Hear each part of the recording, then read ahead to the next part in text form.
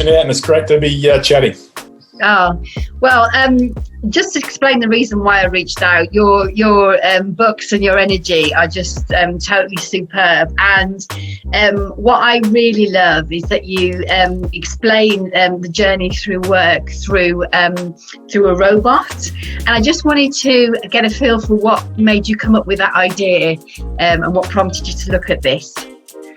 Okay, interesting. Great question. What prompted that? So the robot in the book's name's Frankie, and there's no science to that. It was named after we've got 3 miniature Dachshunds, little sausage dogs at home. And so Frankie the robot is what he's named after. But where did the robots come from?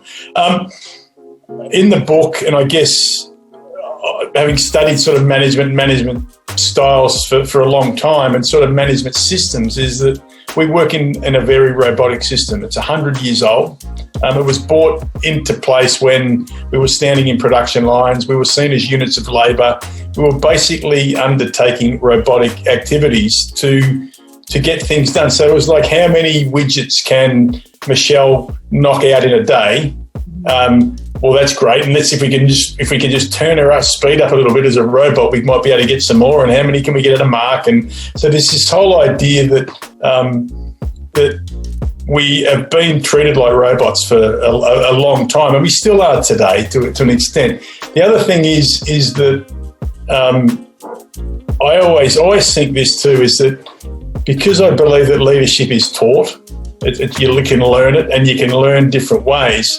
This idea of rewiring Frankie the robot in my book very much came about from an idea that use a robot, because even if it is a robot and if you did something with its rewiring, if you sort of played around, as we do in the book with Frankie, he gets switched by accident from a robot to a human, and then the way he does things is different, is that we can teach even robotic managers from today or from the past to be rewired to be more human. So that's sort of where it comes from.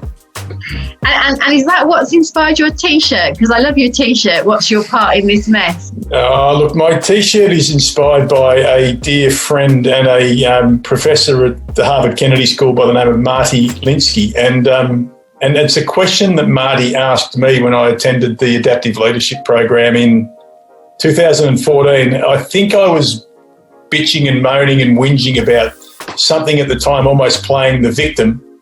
And Marty asked me this question: what's your part in the mess? And I'm like, it's not me, Marty, it's somebody else. And he kept asking me the question, and I was really, really fortunate. Marty wrote the foreword in my second book, The Little Book of Human, but we do chat a bit, and I always say to him, it's these 6 words are words I use with many of my clients today when they're starting to, what we call, turn the mirror outwards. So asking yourself what your part in the mess is, Michelle, is the place where you've got to start in order to do good work. I think that's great advice. And I hear that it's not the only T-shirt you've got. You've got a number of these. Yeah, look, I tend to, I have the big one around humanovation, which is Today I Choose to Be, which I know we're going to talk about that later, but then there's a few others around stop saying probably is one. The word probably really just grinds my gears. So stop saying probably. Leadership is an activity, not a title. There's a whole lot of, I like that. Simply Practically Human, which is the name of my podcast. I think we need to bring more simple and practical ways to do things as humans into the workplace. I could go on forever, but everyone sort of said to me, I was just wearing the same words all the time, and they're like, how many T-shirts have you got? And I said about 15 or 16, but then I thought, why don't you get 10 or 12 new ones and just turn up with a different shirt on every day? Love them. I love them.